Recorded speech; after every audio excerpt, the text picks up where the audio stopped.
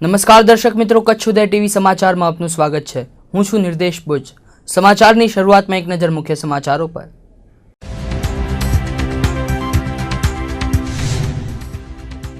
ભુજના કેરા ગામે પત્નીની હત્યા કરી પતિએ કરી લીધો આપઘાત।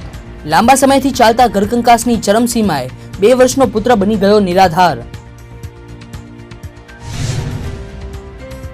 ભુજના ચકચારી આંગળિયા લૂંટ કેસમાં વધુ 2 આરોપીઓની ધરપકડ। નાસ્તા ભાગતા વધુ 2 ફરાર આરોપીઓને ઝડપી પાડવા ચક્રો ગતિમાન। કાળઝાળ ગરમીથી કચ્છ બન્યું અગનભઠ્ઠી। ભુજમાં 42.4 ડિગ્રીએ અનુભવાયો મોસમનો ગરમ દિવસ। આકરા તાપમાનથી જનજીવન આકુળ વ્યાકુળ। કચ્છના રણ અને દરિયામાં ભારતીય સેનાના 2 સાહસિક અભિયાનનો પ્રારંભ। અફાટ રણમાં કુંવર બેટ સુધી સાયકલ યાત્રા। કોરી ક્રીકમાં કાયાકિંગ સ્પર્ધાને અપાયો સ્ટાર્ટ। જખૌમાં ઓધવરામજી મહારાજના પ્રાગટ્ય મહોત્સવનો પ્રારંભ। કૃષ્ણધ્વજ યાત્રાને અબડાસામાં મળ્યો આવકાર। આદિપુર અને માંડવીમાં ઓધવ આશીષ રથનો ભવ્ય સત્કાર। કચ્છના કિસાનોની અગ્રગણ્ય બેંક કેડીસીસીએ લેણા વસૂલાતની કામગીરીમાં નોંધપાત્ર સફળતા મેળવી છે। જૂના બાકી લેણા વસૂલ કરવા બેંક સત્તાધીશોએ લીધેલા આકરા પગલાંના પરિણામો જોવા મળી રહ્યા છે। માત્ર 2 જ દિવસમાં 7.5 કરોડના બાકી લેણાની વસૂલાત કરવામાં આવી છે। બેંકની માંડવી, કોઠારા અને નખત્રાણા શાખામાં 2 દિવસમાં 7.5 કરોડની રિકવરી કરવામાં આવી છે। આ રકમ બેંક શાખાઓના પડતર લેણાની ત્રીજા ભાગની રકમ છે। માત્ર 2 દિવસમાં જ 33% રકમ રિકવર થતા બેંકના હોદ્દેદારો ઉત્સાહિત થઈ ગયા છે। તો 31 માર્ચ સુધીમાં અન્ય બાકી પડતર લેણાની વસૂલાત થઈ જશે તેવો વિશ્વાસ કેડીસીસી બેંકના ચેરમેન દેવરાજ ગઢવીએ વ્યક્ત કર્યો છે। ઉલ્લેખનીય છે કે લેણા વસૂલાત માટે બેંકે બાકીદાર મંડળીઓને નોટિસ પાઠવવા સહિતના પગલાં લીધા છે। તો અમુક મંડળીઓ નોટિસ મળ્યા બાદ કોર્ટના શરણે પણ ગઈ હતી। લેણા વસૂલાત માટેની કામગીરી અદાલતના દ્વારે પહોંચતા વસૂલાતમાં વિલંબ થયો તો વિવિધ મંડળીઓએ લોન ભરપાઈ કરવાના મામલે મળેલી નોટિસમાં જવાબદારીઓ અરસપરસ ઢોળી દેતા ગૂંચ સર્જાઈ હતી।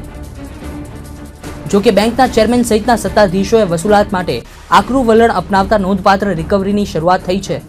પડતર લેણાની વસૂલાતથી તદ્દન ખાડી ગયેલ બેંકની આર્થિક સ્થિતિમાં પ્રાણવાયુનો સંચાર થયો છે।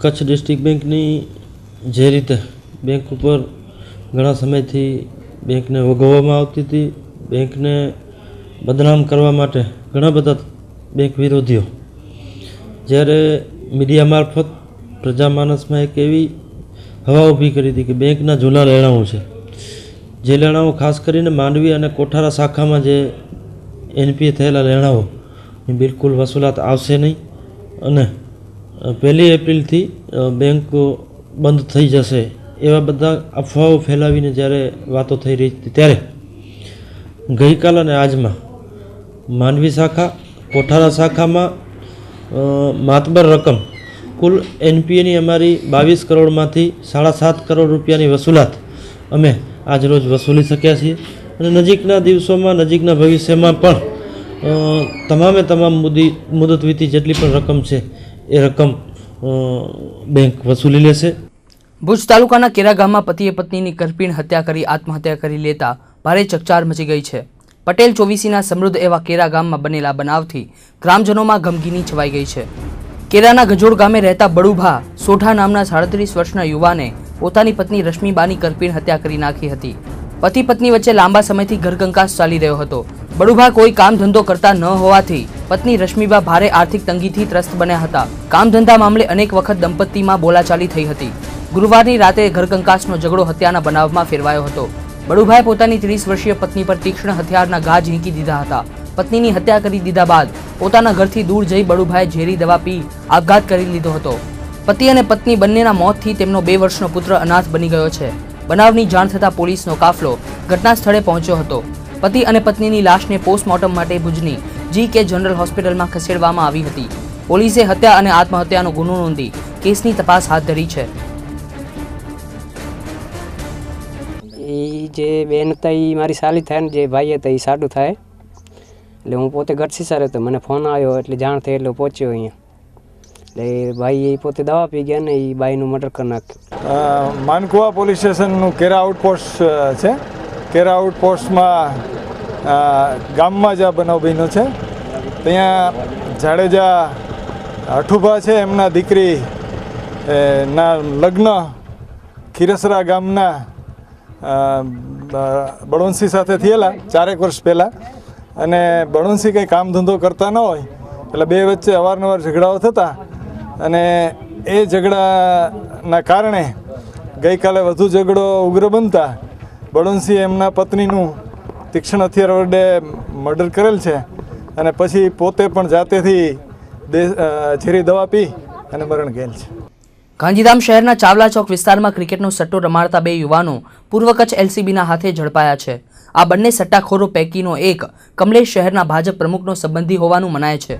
જોકે શહેર ભાજપના પ્રમુખ નારીભાઈ પર્યાણીએ આરોપી કમલેશ સાથે પોતાનો કોઈ સંબંધ ન હોવાની સ્પષ્ટતા કરી છે. એલસીબીએ ચાવલા ચોકમાં આવેલ દુકાનમાં છાપો મારતા કમલેશ સિંઘાણી અને અનિલ ચૌહાણ નામના 2 શખ્સોએ 27,600ના મુદ્દામાલ સાથે ઝડપી પાડ્યા હતા. બંને યુવાનો ક્રિકેટનો સટ્ટો રમાડતા હતા. તો આરોપી અનિલના કબજામાંથી બિયરના 6 ટીન મળી આવ્યા છે, જેના મામલે અલગ ફરિયાદ પણ નોંધાઈ છે. બંને આરોપીઓ પૈકી કમલેશને જામીન પર મુક્ત કરવામાં આવ્યો છે, જ્યારે અનિલને રિમાન્ડ પર લેવાની કાર્યવાહી હાથ ધરવામાં આવી છે. તો આ તરફ શહેરીજનોમાં આરોપી કમલેશ સિંઘાણીના નામે ભારે ચકચાર મચાવી છે. કમલેશ શહેર ભાજપના પ્રમુખનો સાળો હોવાનું મનાઈ રહ્યું છે.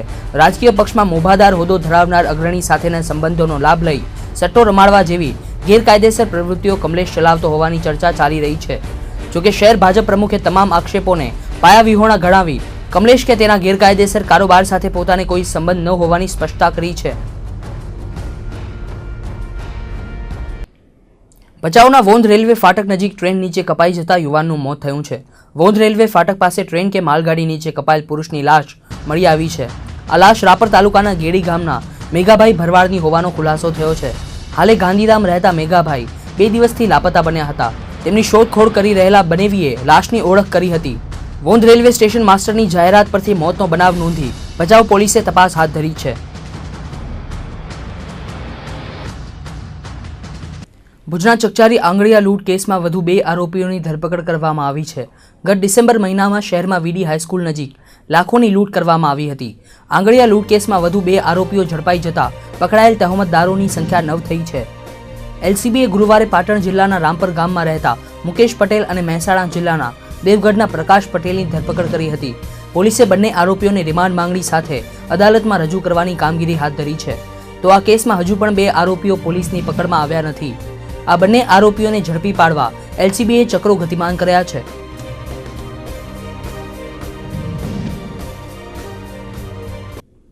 રતનાલ ગામના યુવાન ટ્રાન્સપોર્ટ ક્ષેત્રના અગ્રણીનું હળવદ નજીક માર્ગ અકસ્માતમાં મોત થયું છે.